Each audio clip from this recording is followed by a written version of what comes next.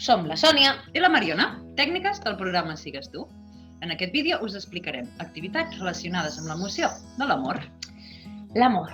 L'amor és una emoció agradable. És una emoció universal d'estima i afecte. De fet, l'amor és una de les primeres emocions que sentim quan naixem. I ens permet crear vincles amb les persones properes i això ens dona seguretat. Tenim ganes d'estar amb l'altre, de tenir-ne cura, d'abraçar, de tocar, de compartir. I tant, ens dona sensacions agradables, relacionades amb l'alegria, la protecció o la tendresa. Hi ha moltes maneres de treballar aquesta emoció amb els nostres infants.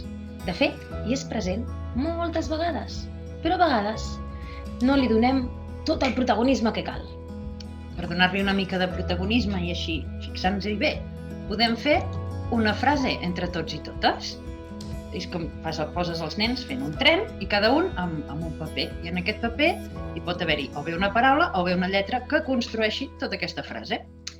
Fins i tot les podem posar alçades o bé, si les posem així com el tren, com deia la Mariona, després podem enregistrar-ho i fer-hi una foto i compartir-ho a les xarxes. I així traspassar l'amor al món. Oh! Per aquesta activitat, per això, es necessiten els drets d'imatge dels infants. Penseu-hi. Hi ha més activitats, però una altra podria ser el racó de les paraules amables.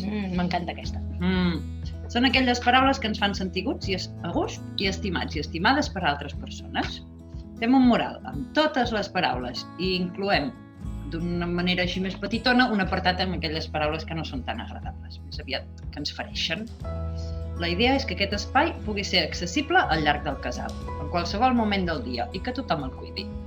Anirem posant en comú què passa, què apareix al mural, quines són les que ens fan sentir millor, les que ens fan sentir pitjor, i aquestes que no ens fan sentir tan bé, com les podríem transformar. Per tal de poder compartir-ho, us proposem algunes preguntes per generar debat. Per exemple, com et sents quan ajudes algú o ets amable amb els altres? Com et sents quan algú t'ajuda o és amable amb tu? T'agrada que les persones siguin agraïdes amb tu? Com et sents? I tu? Ets agraït amb els altres? I tenim més preguntes, com et sents quan dius gràcies, què es pot fer per ser amable, com et sents quan no ets amable i com et sents quan no són amables amb tu. I ets amable amb tu mateix o amb tu mateixa? Com et parles? Et parles amb amabilitat o amb duresa? Com et sents quan fas alguna cosa que no vols? Totes aquestes preguntes també us les podeu fer vosaltres mateixes, monis. Aquest espai de les paraules amables és un espai que es pot aprofitar molt i molt i fer molt bona feina amb els infants en relació a les emocions i la forma de relacionar-se entre ells i elles. Toca la comunicació i l'empatia directa. I sí, és que els agrada ser escoltats i escoltades als infants i tenir un espai d'expressió. Ara, amb el joc amb l'emoció de l'amor, també tenim jocs més moguts. T'explico un? Sisplau. Vinga, va. Són parelles, les quals han d'acordar un so que les identifiqui. Pot ser el cant d'un ocell, un soroll, un crit d'un animal, una melodia, una paraula d'amor. Ha de ser agradable i transmetre seguretat. Un cop acordat aquest so, una de les persones de la parella tancarà els ulls i l'altra persona li farà de guia. No li farà de guia molt lluny, sinó anirà al seu costat, guiant aquesta persona per un circuit, per un camí, fent aquesta paraula que hagin acordat. S'entén? Super. Després podem invertir els papers i que la persona que ha fet de cuidadora passi a ser la cuidada. Que guai, m'agrada molt. Sí? Sí, és super. També es pot fer estil fet i amagar. Que un de la parella s'amagui, canvia una mica l'estil, però un s'amaga i fa aquest so i l'altre l'ha de trobar. En una zona limitada, que si no, no se sentiran. Sembla que tenim un altre joc. L'expliquem? Vinga, va, quin és? És un que es juga amb pilota? Vas bé. Vinga. Sí, segur que a tots ja us ha vingut un joc al cap. Sí, s'assembla molt al joc de la bomba, però així d'una manera més positiva, més amorosa, l'amor. Sí? Tenim tots els infants així enrotllant i ens hem d'anar passant una pilota mentre sentim una música que aquesta pararà en algun moment. O bé també ho podem fer quan el monitor o monitora digui prou. Stop! Si no tenim la música per allà a prop, ho podem fer com ens sembli. O que comptin, com a la bomba.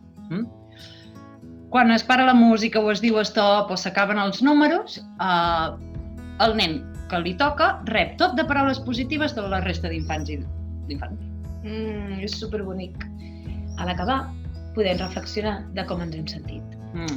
Com em sento quan rebo coses positives dels altres? Em costa? Em fa vergonya? O m'agrada? Què em costa més?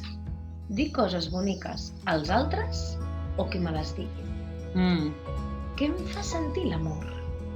I el sento en algun lloc del cos? Què és més fàcil, trobar coses boniques dels altres o de cap a un mateix o mateixa?